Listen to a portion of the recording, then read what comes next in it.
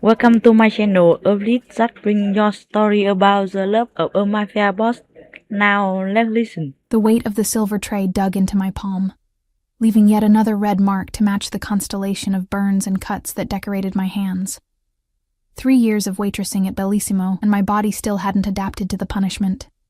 The restaurant hummed with the gentle clinking of crystal glasses and muted conversations of Chicago's elite, their voices a hushed symphony of power and privilege that I had learned to tune out. Outside, autumn rain pattered against the floor-to-ceiling windows, blurring the city lights into watercolor smudges of amber and blue. Table 7's waiting on their Barolo, Sophie. Mr. Moretti doesn't like to wait. Marco's voice, tight with anxiety, broke through my exhaustion. I nodded, shifting my weight to my other foot to ease the burning in my arches. On it, Mr. Moretti. Even his name carried weight in this place, though I'd never served him personally. The owner always handled his table, but tonight, Marco was short-staffed after 2 servers called in sick. I'd been promised an extra 50 in tips if I took the section with the private alcove where the mysterious regular dined. Don't make eye contact unless he speaks to you directly, Marco had instructed, his usual flamboyance replaced with uncharacteristic severity. Pour from the right, clear from the left, and for God's sake, don't hover. The bottle of wine felt impossibly heavy as I approached table 7, tucked away in the shadowed corner with a perfect view of both the entrance and the kitchen doors. 3 men occupied the space designed for 6. 2 faced outward, their broad shoulders straining against tailored suits, eyes constantly scanning the room despite their relaxed postures. Security, obviously. Between them, with his back to the wall, sat a man I instantly recognized, despite never having seen his face. Some people didn't need introductions. They commanded recognition through the air that shifted around them, through the slight straightening of spines as others sensed their presence. Dante Moretti was barely 30, according to the whispers, yet he controlled half the city's underground. The youngest son to take over the Moretti family business in 3 generations. I kept my eyes lowered as I approached, focusing on the deep burgundy of the wine as I presented the bottle. Your Barolo, sir. His hands came into view as he gestured approval, elegant fingers adorned with a single platinum ring on his right hand. No gaudy displays of wealth, just understated power. Pour. One word, but the voice sent an involuntary shiver down my spine. Low and smooth like aged whiskey, with just the barest hint of his Italian heritage coloring the edges. I stepped forward, my hands steadier than I expected as I poured the wine with practiced precision. A mistake. I glanced up. Dark eyes captured mine, and for a suspended moment, everything else in the restaurant faded away. He wasn't conventionally handsome in the Hollywood sense. His features were too sharp, too severe for that. High cheekbones, a straight nose that had been broken at least once, and a mouth that seemed more accustomed to giving orders than smiling, but there was something magnetic about him, something that made it impossible to look away once caught in his gaze. The corner of his mouth lifted slightly. You're new. Not a question, but a statement that demanded confirmation. To your table, yes.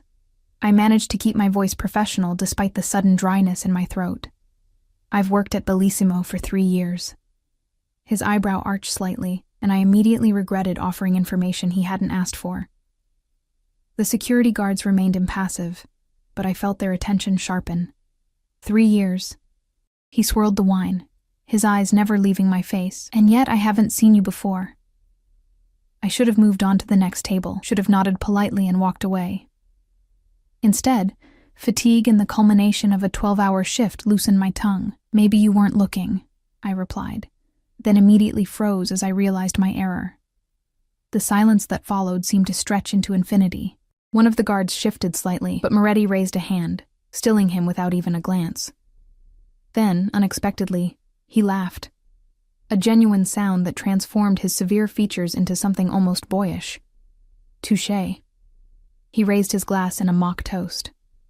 And your name is? Sophie. Sophie Calloway. Sophie. He tested my name like he was tasting the wine, measuring its quality on his tongue. Bring us the osso buco, and another bottle. I nodded and turned to leave, relief washing over me that my impertinence hadn't cost me my job, or worse. "And Sophie?" he called after me, causing me to pause. "Only you. I don't want anyone else serving this table tonight."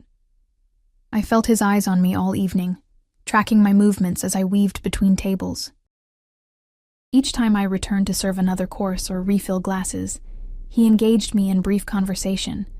Nothing intrusive, just questions about the menu or the wine selection that gradually shifted to inquiries about how long I'd lived in Chicago, if I enjoyed working at Bellissimo.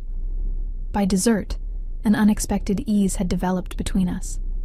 The guards remained vigilant, but Moretti had relaxed, one arm draped casually over the back of his chair as he declined the dessert menu.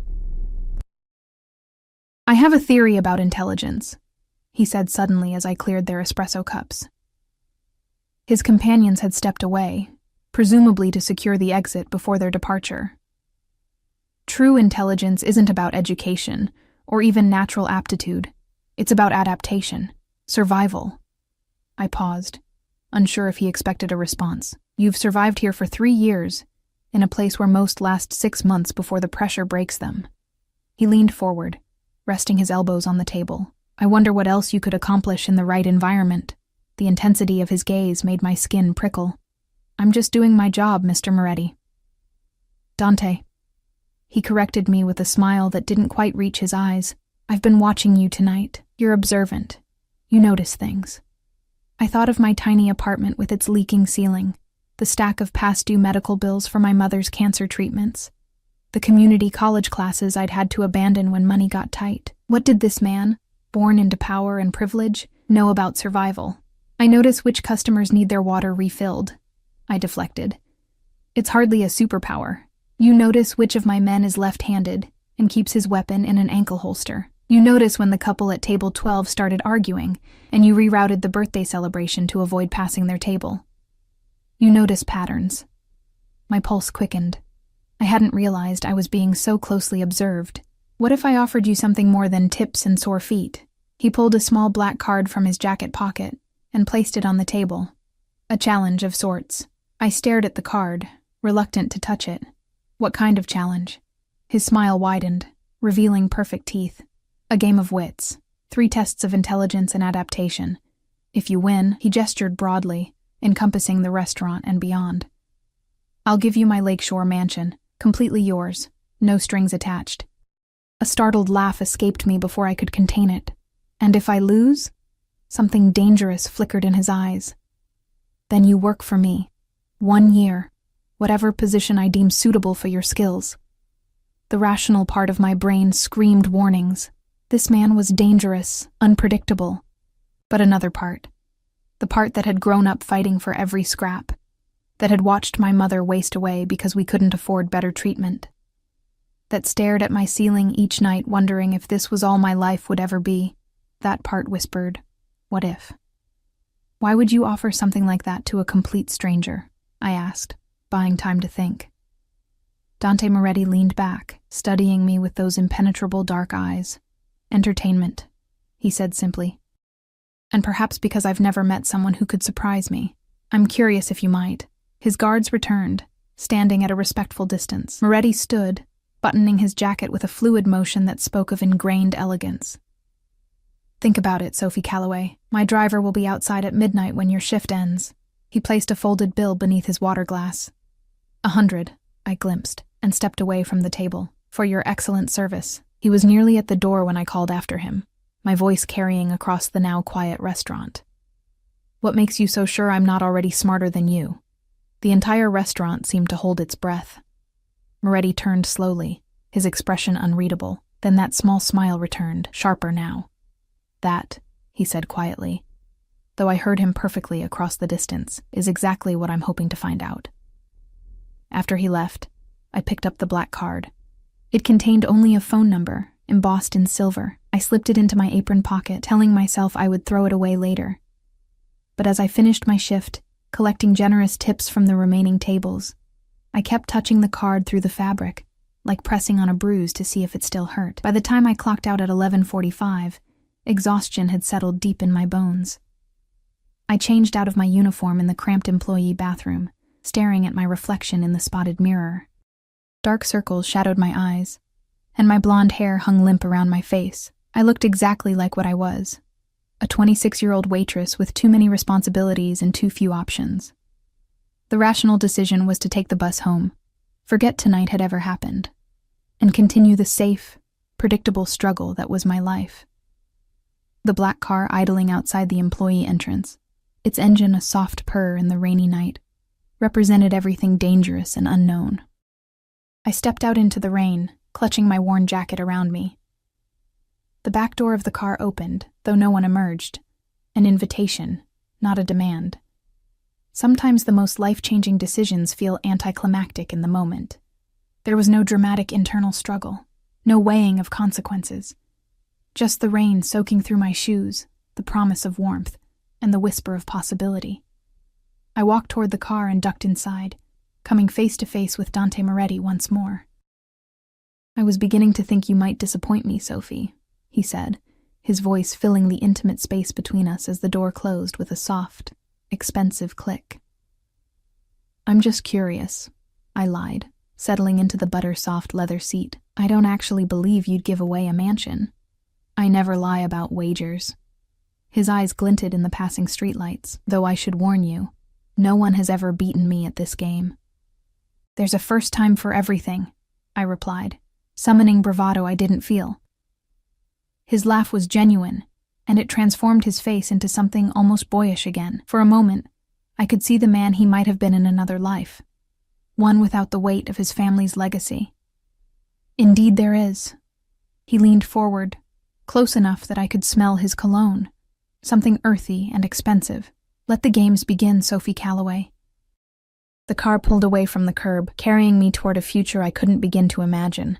I had just made either the smartest or the stupidest decision of my life, and only time would tell which. The car glided through Chicago's rain-slicked streets, the city's lights blurring into streaks of neon through the tinted windows. Dante sat across from me, his posture relaxed, yet somehow still commanding the entire space. In the dim interior, his features were partially shadowed, making him appear even more enigmatic. "Where are we going?" I asked, trying to keep my voice steady as anxiety and excitement battled within me. "My club," he replied, watching my reaction carefully. "The first test is better conducted somewhere private." Private. The word hung between us, loaded with implications. I fought the urge to fidget under his scrutiny. "And what exactly is this test?" His smile was subtle, but reached his eyes this time. "Patience, Sophie. Part of intelligence is handling the unknown with grace." The car turned onto a street I didn't recognize, pulling up to an unmarked building with a simple black door. No sign, no line of people waiting for entry. Nothing to indicate this was one of the most exclusive clubs in Chicago, if the rumors about Moretti's establishments were true. A mountain of a man opened Dante's door, then mine. The rain had stopped, but puddles reflected the streetlights like scattered mirrors on the sidewalk. Dante offered his hand to help me out, and I hesitated before accepting it. His palm was warm and dry against my cold fingers, the brief contact sending an unexpected jolt through me. "Welcome to Inferno," he said, as the black door opened silently at our approach. Inside was nothing like I'd imagined. No pulsing music or flashing lights. Instead, the space unfolded like a modern interpretation of a 1920s speakeasy. All dark wood, amber lighting, and plush furnishings. A jazz quartet played softly in the corner, and well-dressed patrons engaged in hushed conversations over crystal glasses. Several heads turned our way, expressions ranging from curiosity to calculation, before quickly returning to their conversations. "This way." Dante guided me with a light touch at the small of my back, leading me toward a private elevator guarded by another suited man, who nodded respectfully as we approached. "Your usual table is ready, Mr. Moretti," the guard said, pressing a button that opened the elevator doors. "Thank you, Vincent. We're not to be disturbed unless it's urgent." The elevator ascended smoothly to what must have been the top floor. When the doors opened, we stepped into a space that took my breath away. 3 walls of floor-to-ceiling windows offered a panoramic view of Chicago's skyline, glittering against the night sky now that the rain had cleared. The 4th wall housed a bar stocked with bottles I couldn't begin to identify. A single table was positioned to take advantage of the view, already set with 2 crystal glasses. "Do you like it?" Dante asked, moving to pour amber liquid into each glass. "It's beautiful," I admitted, drawn to the windows. From this height, the city looked like something from a dream, all light and possibility without the grime and struggle I knew existed at street level. "I come here to think," he said, joining me with the glasses. "Some problems require elevation to be properly understood." I accepted the drink, our fingers brushing. "And am I a problem that needs solving?" The corner of his mouth quirked upward. "You're a puzzle I'm looking forward to unlocking." The liquid burned pleasantly as I sipped it. Expensive whiskey, smoky and complex. I wasn't much of a drinker, couldn't afford to be, but I recognized quality when I tasted it. "So," I said, turning to face him fully. "The first test?" Dante gestured to the table. "Please, sit." Once we were seated, he reached into his jacket and withdrew a small wooden box, placing it between us. It was intricately carved with geometric patterns but had no visible opening. "Inside this box is the key to the second test," he explained. "Your challenge is to open it without breaking it." I set my glass down and reached for the box. It was heavier than it looked, the wood smooth beneath my fingers. "Any hints?" "That would defeat the purpose." His eyes gleamed with amusement. "You have 1 hour. And if I fail? Then you lose the wager, and your year of employment begins tomorrow." He checked his watch. "Starting now." I examined the box carefully, turning it over in my hands. No seams, no obvious pressure points. I ran my fingers along every edge and surface, feeling for irregularities. Dante watched me silently, occasionally sipping his whiskey. "May I ask you something while I work on this?" I said, not looking up from the puzzle. "You may ask. I may not answer." "Why me?" "There must be hundreds of people more qualified for whatever job you have in mind." He was quiet for so long that I thought he might not respond. When he did, his voice had lost some of its playful edge. "I've been watching you for longer than you realize, Sophie. Not just tonight." He swirled the remaining whiskey in his glass. "You've caught my eye several times over the past few months." A chill ran through me that had nothing to do with the air conditioning. "That's unsettling." "Is it?" "I find it's prudent to observe people in their natural environment. It reveals things interviews can't." "And what did your observations reveal about me?" I asked, fingers still working at the puzzle box. His dark eyes fixed on mine. "Resilience. Intelligence. A woman fighting against circumstances beyond her control, yet never breaking. Someone underestimated and overlooked." Something in his assessment struck too close to home, making my throat tighten unexpectedly. I looked down at the box, blinking rapidly. "You're also stubborn," he continued, his tone lightening. "You've refused better job offers to stay at Bellissimo. I'm curious why." I snorted softly. "Better is relative. Waitressing allows me flexible hours to care for my mother. The tips are good, and Marco's understanding when I need to leave for emergencies. Your mother is ill." "Not a question." I nodded, not trusting myself to speak about it. My fingers found a tiny indentation on the bottom of the box, nearly invisible, unless you were looking for it. "And your father?" "Left when I was 12, I replied absently, pressing against the indentation. Nothing happened. "Said he wasn't cut out for family life." "Men who abandon their responsibilities deserve whatever fate befalls them," Dante said, a hardness entering his voice that hadn't been there before. I glanced up, surprised by the intensity in his expression. For a moment, I glimpsed something beneath the smooth exterior, a flash of the dangerous man others feared. "Is family important to you?" I asked, genuinely curious. "Family is everything." The conviction in his voice was absolute. "Loyalty, blood, commitment. Without these, what are we but animals?" I returned my attention to the box, processing this revelation. The ruthless mafia boss with a devotion to family values. It shouldn't have surprised me. Wasn't that the cliché after all? My fingers found another indentation on the opposite side of the box. Then another, 4 in total, 1 on each side of the base. I pressed them simultaneously. Click. The top of the box shifted slightly. I looked up to find Dante watching me with undisguised interest. "You found the trigger points," he observed. But that's only the first step. I turned the box over again. The top was loose now, but still wouldn't lift. I examined the geometric pattern more carefully, noting how certain lines connected across the surface. It wasn't just decoration. It was a map. "It's a sequence," I murmured, tracing the pattern with my fingertip. "The indentations need to be pressed in a specific order." I studied the flow of the design, following its logic. Then, working methodically, I pressed each indentation in the sequence I believed was correct. The box remained stubbornly closed. Frustration bubbled up inside me. I took a deep breath, forcing myself to clear my mind and start over. I was overthinking it. I closed my eyes, feeling the pattern beneath my fingertips. What if it wasn't about the pattern, but about what the pattern represented? I opened my eyes and turned the box until the most intricate part of the carving faced me. Hidden within the geometric design was a stylized M, the Moretti family initial. I pressed the indentations in the order that traced the letter. With a soft click, the top of the box slid open. Inside lay a simple silver key. I looked up at Dante, unable to hide my smile of triumph. How much time did I have left? He checked his watch, eyebrows raised. 42 minutes. Impressive. "What does the key open?" I asked, reaching for it. His hand closed over mine before I could touch the key, his skin warm against mine. "That's for the second test, which will take place tomorrow." "Tomorrow?" I withdrew my hand, feeling a strange mixture of disappointment and relief. "But my shift has been covered," he interrupted smoothly. "I've already spoken with Marco. You have the next 3 days off, with pay." My temper flared.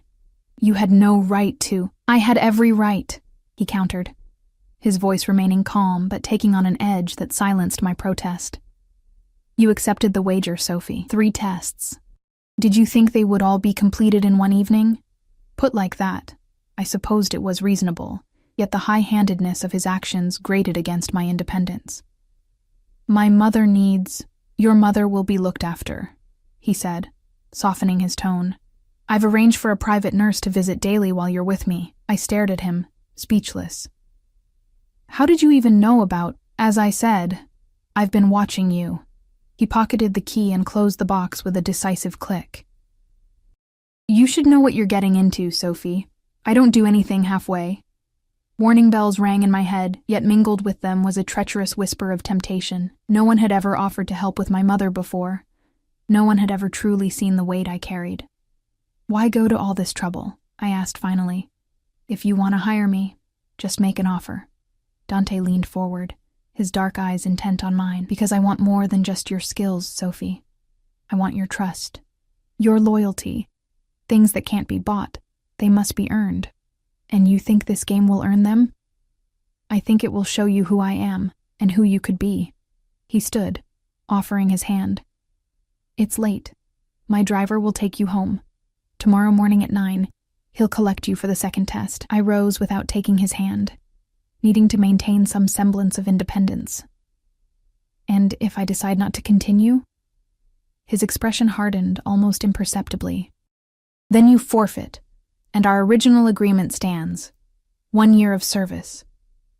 We descended in the elevator in silence, the air between us charged with unspoken thoughts. At the club's entrance, Dante's driver waited with the car. Before I could step outside, Dante caught my wrist gently. "There's one more thing you should know," he said, his voice low. "I don't lose, Sophie. Ever. But I find myself hoping you might prove exceptional." The intensity in his eyes made my pulse quicken. I pulled my wrist free, needing distance from the confusing emotions his proximity evoked. "Good night, Mr. Moretti." His smile returned, that dangerous edge softening just for a moment. "Dante, remember, we're beyond formalities now." As the car pulled away from the curb, I watched his figure grow smaller in the rear window, standing motionless outside his club. Only when he disappeared from view did I realize I was still clutching the empty puzzle box, my fingers tracing the hidden M in its design over and over. Sleep eluded me that night, my mind racing with thoughts of dark eyes and puzzle boxes. My apartment felt smaller than usual, the water stain on the ceiling more pronounced.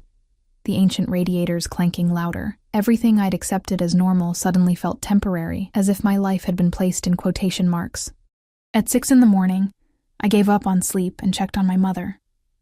She was resting peacefully, the soft whistle of her breathing a familiar comfort.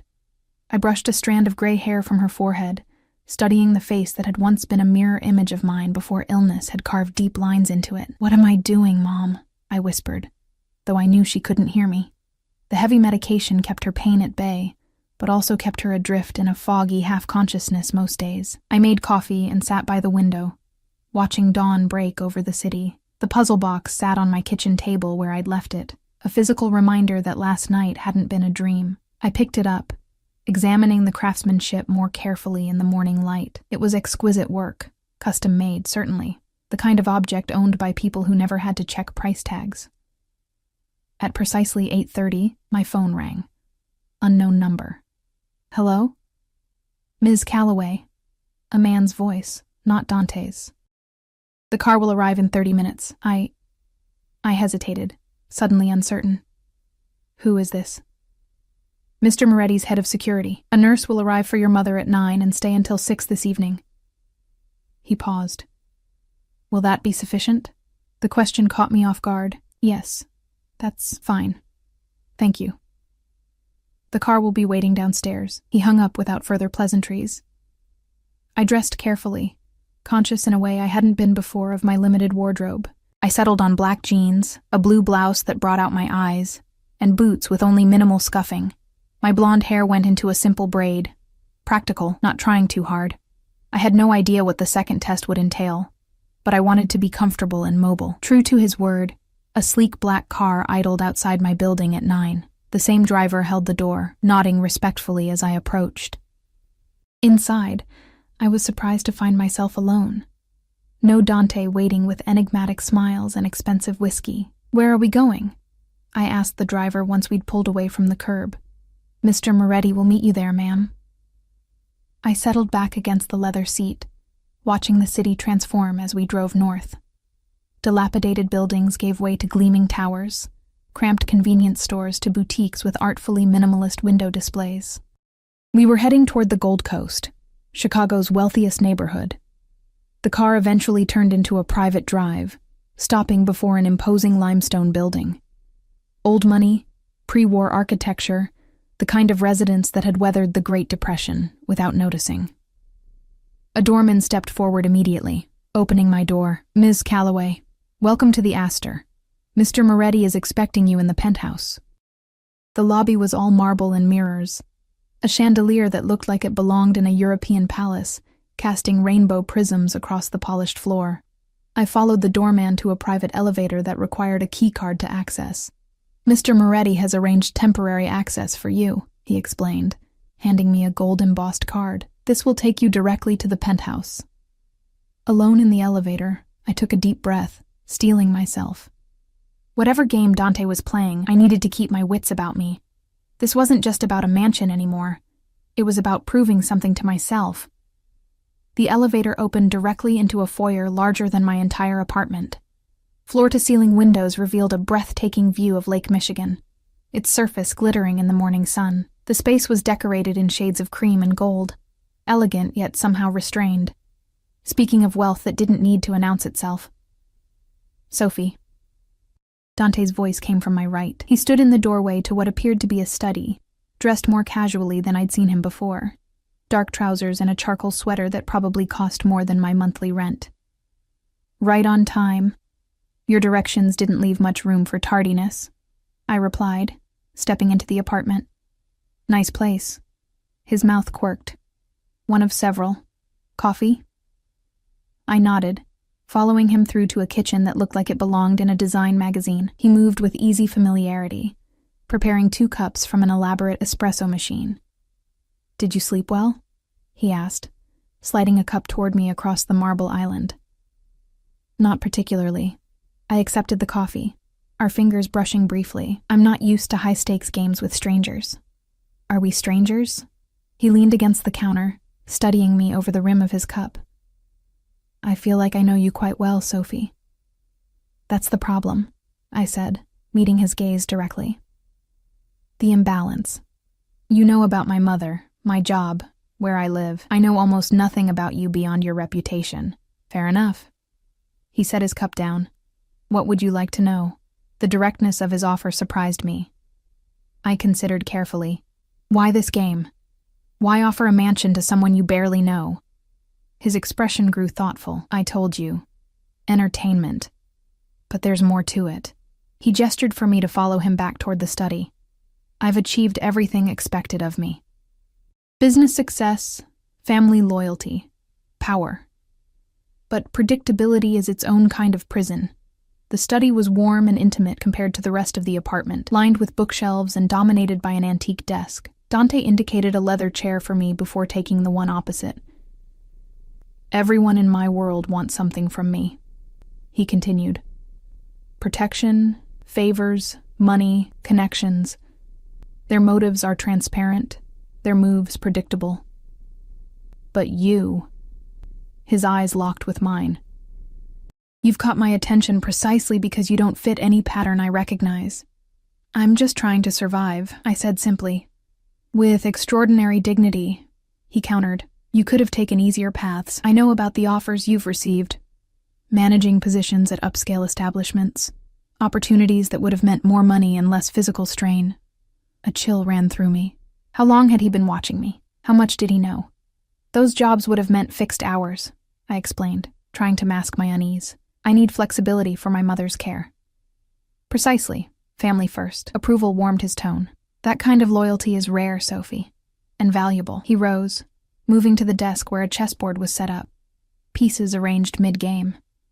Do you play? I shook my head. Never learned. A pity. Chess teaches valuable lessons about strategy and sacrifice. He moved a black knight, capturing a white pawn. Sometimes the most unassuming piece can change the entire game. There was something deliberate in the way he placed the captured pawn aside, something that made me think we weren't just talking about chess anymore. The second test, I prompted, steering us back to the reason for my presence. Yes. He reached into his pocket and withdrew the silver key from yesterday's puzzle box. This opens something in this apartment. Your challenge is to determine what and why it matters to me. I accepted the key, turning it over in my palm. It was old-fashioned, the kind that might open a diary or jewelry box rather than a modern lock.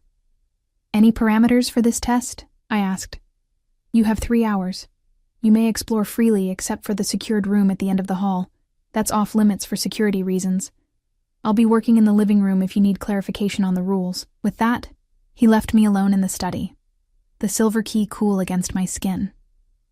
I took a moment to gather my thoughts, sipping the excellent coffee and considering my approach. This test seemed more psychological than the first, designed to reveal how I thought, what I noticed, what I deemed important. I began with the study, examining the bookshelves first. The collection was extensive and eclectic. Italian classics in their original language, modern business texts, historical biographies, and interestingly, several volumes on art history. I noted the most worn spines, the books that had clearly been read multiple times. The desk revealed little, too neat to contain casual clues. The chess game, however, drew my attention again. It wasn't a random arrangement of pieces, but appeared to be a famous match, perhaps even documented in chess history. I took a photo with my phone to research later if needed. Moving through the apartment, I maintained a mental inventory of potential locks, a jewelry box in the master bedroom, a small safe concealed behind a landscape painting, a locked cabinet in the kitchen, several drawers and various pieces of furniture, too many possibilities to try randomly within the time limit. In the living room, Dante worked on a laptop, occasionally taking calls in rapid Italian. He acknowledged me with a nod, but otherwise didn't interfere with my exploration. His security detail, 2 men today, maintained a discreet presence by the elevator and at the entrance to the forbidden room. After an hour of methodical searching, I'd found nothing that seemed significant enough to be the target. I paused in a hallway lined with photographs, studying them for clues. Most were formal family portraits. Dante with older men who shared his features, elegant women draped in jewels, all posed stiffly for the camera, but one photo stood apart, A candid shot of a younger Dante with an elderly woman, both laughing as they prepared food in a rustic kitchen. The genuine joy in his expression was striking compared to his usual controlled demeanor. I moved closer, noting the tarnished frame, silver, unlike the others, and far less expensive looking. As I leaned in to examine it, my sleeve caught on something, a tiny keyhole, nearly invisible in the ornate design of the frame. My heart quickened. I removed the frame carefully from the wall, turning it over. The backing was secured with small clasps, nothing that required a key. But when I ran my fingers along the edge of the frame itself, I felt a subtle indentation, a hidden compartment. I inserted the silver key, holding my breath. It fit perfectly. With a gentle turn, a section of the frame slid open, revealing a folded piece of paper and a delicate gold locket. Carefully, I opened the locket first. Inside was a tiny photograph of the same elderly woman from the picture, her smile gentle and knowing. I unfolded the paper next. A handwritten recipe in Italian, the handwriting shaky with age, my grandmother's ciambella recipe. Dante's voice came from behind me, causing me to start. I hadn't heard him approach. I turned to face him, the locket and recipe still in my hands. I hope I'm not intruding on something too personal. His expression was unreadable, dark eyes studying my reaction. That's precisely the point of the test, Sophie. To see if you could find what matters most. Not the safe behind the painting? Or the locked cabinet with the expensive scotch? I asked. A ghost of a smile touched his lips. Those would have been predictable assumptions based on who you think I am. I looked down at the recipe and locket again. Your grandmother was important to you. She raised me after my mother died, he said quietly. Taught me everything about family, loyalty, tradition, the values that guide my life. The admission felt significant, a piece of himself offered freely, without calculation. I returned the locket and recipe carefully to their hiding place. Why conceal these things in a hidden compartment? They're not valuable except sentimentally. His gaze intensified. In my world, Sophie, sentiment is a vulnerability. Caring about anything or anyone gives others power over you. That sounds like a lonely way to live, I said before I could stop myself. It's a necessary precaution. He took the frame from my hands, securing the compartment and rehanding it with a care that belied his words. Congratulations. You've passed the second test. By finding what matters to you beyond the obvious trappings of power, I concluded. He nodded, watching me with a new appreciation. Most people see only what's on the surface. Wealth, influence, control. They never look for the foundation those things are built upon. Family, I said, thinking of my own mother, the sacrifices I'd made willingly for her care. Roots. Precisely. Something shifted in his expression. A brief glimpse of vulnerability quickly masked. You continue to surprise me, Sophie. I felt suddenly self-conscious under his scrutiny, aware of how close we were standing in the narrow hallway. What now? Is there a third test today? No. He stepped back slightly, the moment broken. Tonight, you dine with me. Tomorrow, the final test. And if I pass that one, then the mansion is yours, as promised. His smile returned, with that edge of danger that reminded me who he really was beneath the civilized veneer, though I'm beginning to think I may have underestimated you. Dante insisted I accompany him to select an outfit for dinner, brushing aside my protests that my clothes at home would suffice. The third test requires a specific setting, he explained as we rode in his car toward Michigan Avenue. Consider this preparation, not charity. I bit my tongue, swallowing pride that I couldn't afford. His driver took us to a boutique with no visible price tags, always a dangerous sign for someone accustomed to clearance racks. A sleek woman greeted Dante by name, her eyes assessing me with professional interest. Something elegant but understated, he instructed her, for tonight's event. I was whisked away to a fitting room while Dante settled into a leather chair with his phone. The next hour passed in a blur of silk, cashmere, and fabrics I couldn't name but instantly recognized as luxury against my skin. Each time I emerged, Dante would look up, his dark eyes appraising me with an intensity that made my cheeks warm. That one. he finally said when I appeared in a midnight blue dress that fell just above my knees, its deceptively simple cut revealing careful tailoring. Perfect. The saleswoman beamed. Excellent choice, Mr. Moretti. Shall we add suitable accessories? Before I could protest, I was presented with delicate silver jewelry and Italian leather heels. Throughout the process, Dante maintained an air of detached interest, offering opinions only when asked directly. Yet I felt his attention like a physical presence, cataloging my reactions, noting my hesitations. When I finally stood fully dressed before a three-way mirror, I barely recognized myself. The woman reflected back wasn't a waitress with perpetual dark circles and practical clothing. She looked confident, elegant, as if she belonged in Dante Moretti's world. Beautiful, he said quietly, appearing behind me in the mirror. His eyes met mine in the reflection, something unreadable flickering in their depths. But then, you always were. The compliment caught me off guard, sincere in a way his practiced charm wasn't. I looked down, unsure how to respond. Thank you for this. I'll pay you back after.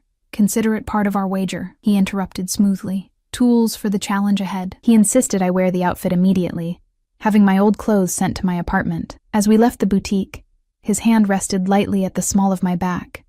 Proprietary, protective, impossible to interpret. There's time before dinner, he said as we slid back into the car. Would you like to see it? See what? The mansion. Your potential prize. Curiosity overwhelmed caution.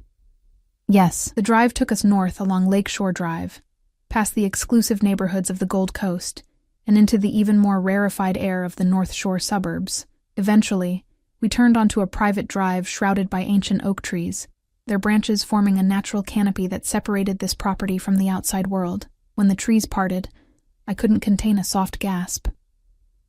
The mansion stood like something from another era, a sprawling limestone structure with a slate roof and ivy climbing its walls. Formal gardens stretched toward the lake visible beyond, and a fountain played in the circular drive where our car came to a stop. Words failed me. Built in 1929, just before the crash, Dante supplied, watching my reaction closely. 6 bedrooms, 8 bathrooms, library, conservatory, wine cellar. The grounds cover 4 acres with private lake access. I stepped out of the car, trying to comprehend the scale of what I was seeing. It must be worth more than you could earn in several lifetimes, he finished bluntly. Does that intimidate you? I turned to face him, studying his expression. Why would you gamble something like this on 3 tests? It doesn't make sense. Something darkened in his gaze. Perhaps I'm more certain of winning than you realize. Or perhaps there's something you're not telling me about this place. His smile was slow, appreciative, perceptive. Let me show you inside. The interior matched the grandeur of the exterior. Soaring ceilings, marble floors, antique furniture that probably belonged in museums. But as Dante led me through the rooms, I noticed subtle details that puzzled me. A woman's cashmere throw draped over a chaise, fresh flowers arranged in a vase, recent magazines on a coffee table. Someone lives here, I said, stopping in a sitting room overlooking the lake. Dante's expression remained neutral. Until recently, yes. Who? He studied me for a long moment. My wife. The word hit me like a physical blow. You're married? I took an instinctive step back, feeling suddenly foolish in the dress he'd bought me. Widowed, he corrected, his voice flat. 8 months ago. Shame replaced shock. I'm sorry. I didn't know. Few people do. He moved to the windows, looking out at the lake. Mia preferred privacy. Our marriage remained silent, complicated, sensing there was more to the story. Unsure if I wanted to hear it, this was her sanctuary, he continued after a pause. I haven't changed anything since she died. Understanding dawned slowly. The mansion. You're not really giving it away, are you? He turned back to me, his expression unreadable. I made a promise, Sophie. If you win the 3rd test, this place is yours. But it's your wife's home. Ex-wife, he corrected, something hardening in his tone. And I have my reasons for wanting to be rid of it. The atmosphere had shifted, tension crackling between us. I felt suddenly out of my depth. A pawn in a game whose rules I didn't fully understand. Whatever Dante's relationship with his late wife had been, it had left wounds that hadn't healed. "Perhaps we should go," I suggested quietly. He checked his watch. "Yes. Our dinner reservation is in an hour." The drive back into the city passed in strained silence. I stared out the window, processing this new information. A widower at 30, an empty mansion preserved like a mausoleum. And beneath it all, currents of emotion I couldn't begin to navigate. The restaurant was exclusive even by Chicago's standards, a converted townhouse with only 12 tables, each separated from the others by clever architectural features that created the illusion of private dining rooms. The maitre d' greeted Dante with the deference reserved for valued regulars, leading us to a corner table overlooking a small courtyard garden, illuminated by fairy lights. "Mr. Moretti, always a pleasure. Your usual wine." Dante nodded, pulling out my chair before taking his own. Once we were alone, he seemed to shed some of the darkness that had enveloped him at the mansion. "I apologize for my mood earlier," he said, surprising me with his directness. "The house brings back complicated memories." I studied him across the table, this enigmatic man who veered between calculated charm and genuine vulnerability. "You don't have to explain." "But I do." His eyes met mine. The third test requires context. The sommelier appeared with a bottle, going through the ritual of presentation and tasting before pouring 2 glasses and disappearing as discreetly as he'd arrived. Dante raised his glass slightly. "To unexpected connections." I mirrored his gesture, taking a small sip of what was undoubtedly an astronomically expensive wine. "Tell me about your wife," I said, deciding directness was the only approach that made sense anymore. His expression flickered with surprise before settling into something more guarded. "Mia was brilliant, an art historian from an old Venetian family. We married young, a merger of interests as much as a romance." "A business arrangement?" I asked. "Initially." He traced the rim of his glass with one finger. "Her family had connections mine needed. My family had the financial stability hers lacked. But over time, it became more." "You fell in love." A shadow crossed his features. "In my own way, yes. Mia was complex, fiercely independent, sometimes reckless. She had a talent for finding beauty in darkness." The way he spoke of her, a mixture of admiration, frustration, and lingering pain, made me wonder about the true nature of their relationship. "What happened to her?" "Car accident." His response was clipped, final. The official version, at least. My blood chilled at the implication. "And the unofficial version?" His eyes locked with mine, measuring me. "That's part of the third test, Sophie. How much truth can you handle? How far are you willing to go to uncover it?" Before I could respond, the waiter arrived with our first course, delicate plates of artfully arranged seafood. Dante shifted seamlessly into the role of charming dinner companion, asking about my preferences, recommending dishes, steering the conversation to lighter topics. Throughout the meal, I found myself drawn to him despite my misgivings. His intelligence was evident in his observations about art, politics, and human nature. His attention never wavered from me, no checking phones or scanning the room as most men did. When he listened completely, as though my thoughts on the most mundane topics were worthy of his full consideration. By dessert, the earlier tension had dissolved into something more dangerous, a connection I couldn't dismiss as mere manipulation. Whatever game Dante was playing, he was playing it with parts of himself that were genuinely real. "Tomorrow," he said as we finished our coffee, "the final test will begin at noon. It will be different from the others." "How so?" "The first 2 tests measured your intelligence and perceptiveness. The third will test your courage." His expression grew serious. "You can still walk away, Sophie. Keep your job at Bellissimo. Return to your life. I'll consider our wager void." The offer was tempting. In 2 days, Dante Moretti had upended everything familiar about my existence, making me question choices I'd never thought to examine. Walking away would mean returning to safety, grueling shifts, medical bills, and the slow suffocation of limited options. But safety, nonetheless. "And if I don't walk away?" I asked quietly. Something dangerous flickered in his eyes. "Then you commit to seeing this through, whatever it reveals."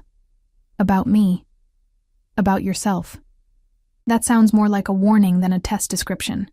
Perhaps it's both. He signaled for the check, signing without even glancing at the total. Your choice, Sophie. But choose carefully. Some doors once opened can't be closed again. Outside, the night air had turned cool. Dante draped his jacket over my shoulders, the weight of it solid and warm against the thin fabric of my dress. His scent enveloped me, sandalwood and something uniquely him, both comforting and disorienting. Take me home, I said finally. I need to think. The drive to my apartment was silent, both of us lost in our own thoughts. When the car pulled up to my building, Dante didn't immediately signal for his driver to open the door. Whatever you decide, he said quietly, know that these past 2 days have been illuminating. For me too, I admitted, though I'm still not sure what any of this means. His smile was tinged with something that might have been regret. Meaning comes after understanding, Sophie. And understanding requires courage. He reached out, his fingers brushing a strand of hair from my face with unexpected gentleness. Until tomorrow. Or not. The choice is yours. I stepped from the car, clutching the key he'd pressed into my palm, not the silver key from the tests, but a new one, modern and unadorned, for the front gate, he explained. If you decide to come. As the car pulled away, I stood on the sidewalk, the key digging into my skin as I closed my fist around it. The rational decision was obvious. Walk away from whatever dangerous game Dante Moretti was playing, return the borrowed finery, forget about mansions and tests, and resume the life I understood. But as I climbed the stairs to my apartment, I knew rationality had little to do with the choice I was already making. Morning arrived with indecision still weighing heavily on my mind. I'd barely slept, torn between self-preservation and the magnetic pull of unfinished business with Dante Moretti. My mother seemed more lucid than usual during breakfast, studying me with eyes that missed nothing despite her frail condition. Something's different, she observed, her thin fingers curling around her teacup. You've met someone. I looked up, startled by her perception. Why would you think that? Her smile was knowing, a glimpse of the sharp-witted woman she'd been before illness had claimed so much of her. You're wearing the good perfume, and you've checked your phone 6 times in 10 minutes. Heat rose to my cheeks. It's complicated. The interesting ones always are. She reached across the table, her touch light on my wrist. Just remember who you are, Sophie. Don't lose yourself, even for something that glitters. Her words followed me as I dressed in my most presentable outfit, black pants and a cream sweater that had once belonged to her.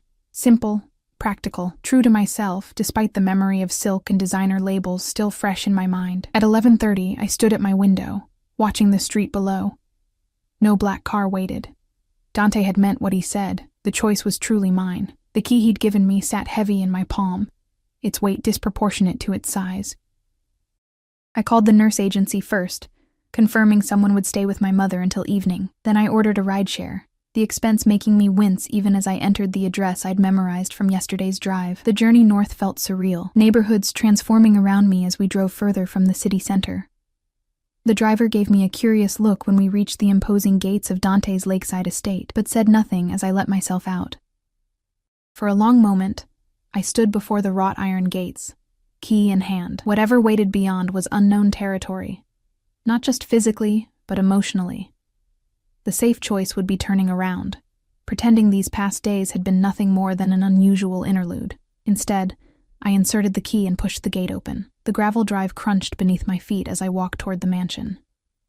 No car in sight, no security personnel visible, though I had no doubt I was being watched. The fountain burbled serenely in the crisp autumn air, its sound almost loud in the surrounding stillness.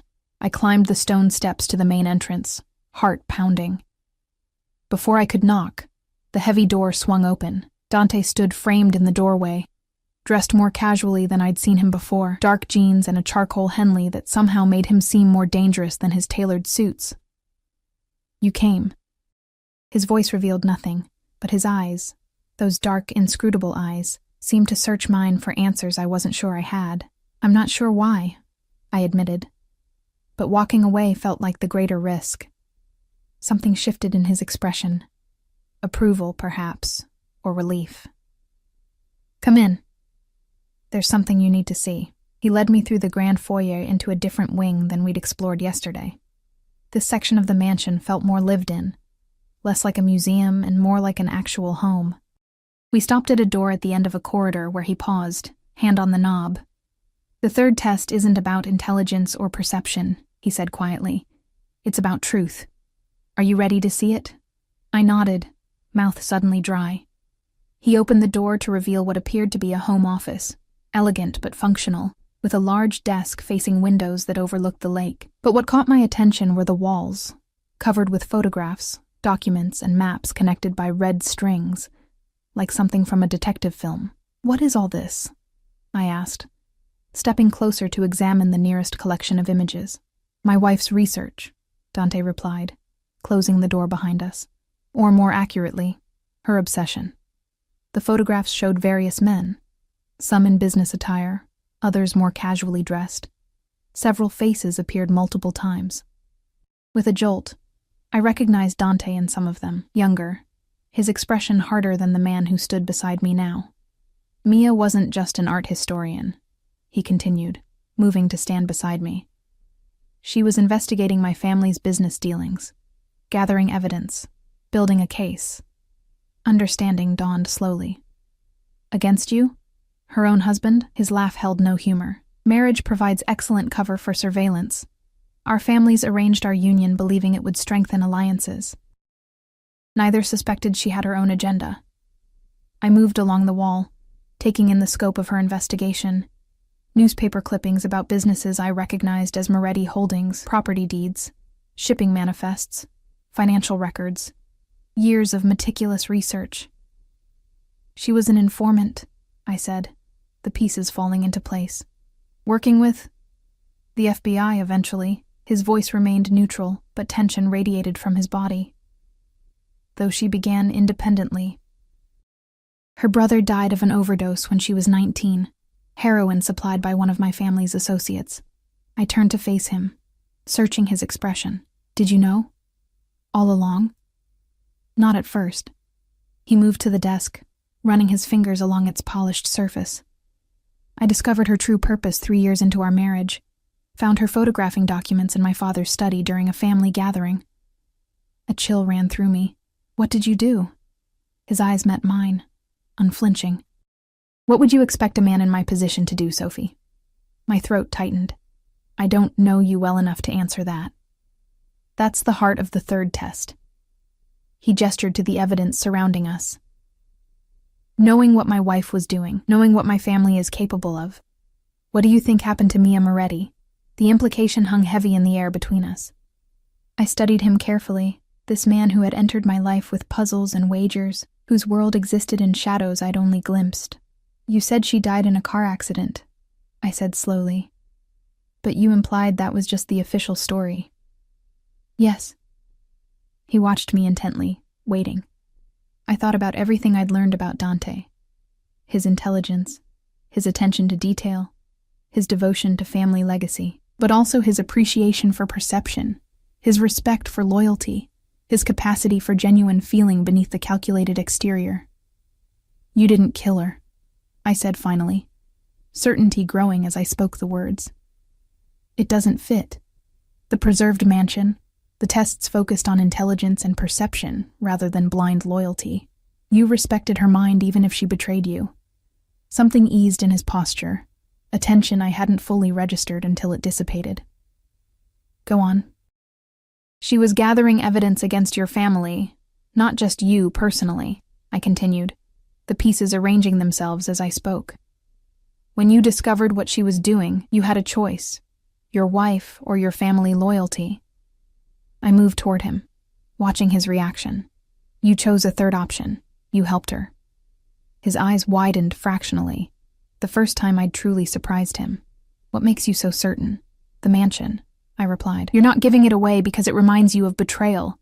You're giving it away because it's the last connection to a life you left behind. Understanding bloomed as I spoke. The car accident wasn't real, was it? You helped her disappear, staged her death to protect her from your family. For a long moment, Dante was perfectly still, his expression unreadable. Then, slowly, he smiled.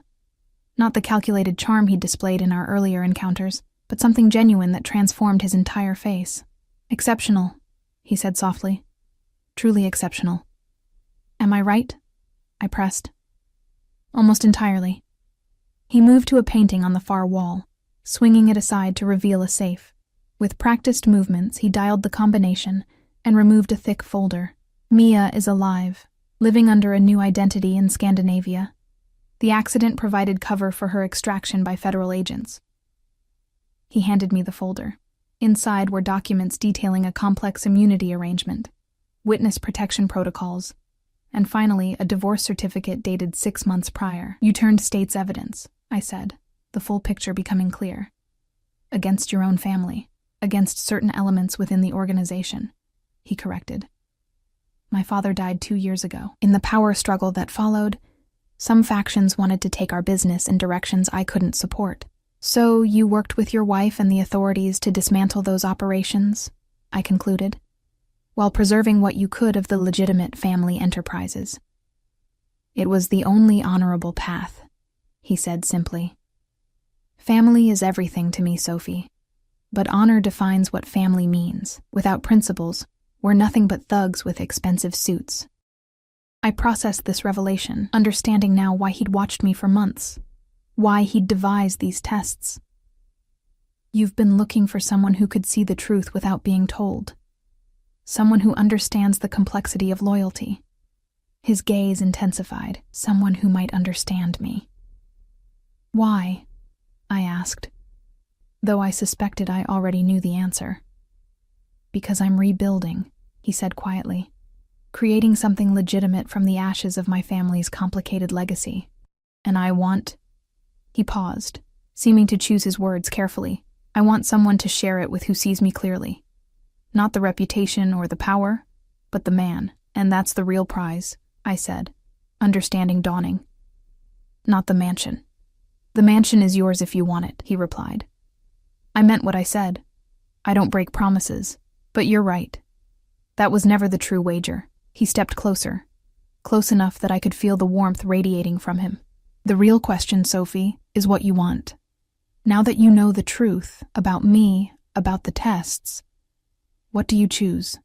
In that moment, standing in a room filled with evidence of his complicated past, I recognized the crossroads before me, the safe path back to my familiar struggles, or the unknown territory of Dante Moretti's world, a world being transformed from shadow to light. "I want honesty," I said finally. "No more games, no more tests. If we're going to explore whatever this is between us, it needs to be real." Relief and something deeper flickered across his features. "Agreed." "I'll keep my job at Bellissimo," I continued, needing to establish my independence. "At least for now, and I'll stay in my apartment until I decide otherwise." He nodded, accepting my terms without argument. "And the mansion?" I considered the grand, empty house with its painful memories and gorgeous views. "Sell it. Donate the proceeds to addiction treatment programs." His smile was immediate and genuine. "In Mia's name. She'd appreciate that. As for us," I took a deep breath, stepping into uncertainty with eyes wide open. "We start from the beginning. Dinner, conversations, learning each other as equals, no wagers, no power plays." "I'd like that," he said, his voice softer than I'd heard before. "Though I should warn you, I still don't lose, Sophie. Not at things that truly matter." The declaration held no threat, only a promise that sent warmth spreading through my chest. Neither do I. 6 months later, I stood on the balcony of Dante's Gold Coast penthouse, our penthouse now, watching the sunset over Lake Michigan. My mother occupied the guest suite, her health improving under the care of specialists Dante had insisted on consulting. I still worked 3 shifts a week at Bellissimo, though now it was by choice rather than necessity. Warm arms encircled me from behind, and I leaned back against Dante's chest, savoring the solid strength of him. "Happy?"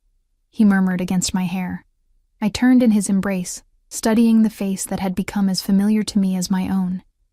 The dangerous edge remained. Some aspects of a man never change, but now it was tempered by the openness he showed only to me. "Yes," I said simply, "though I'm still smarter than you." His laugh rumbled through his chest. "Prove it."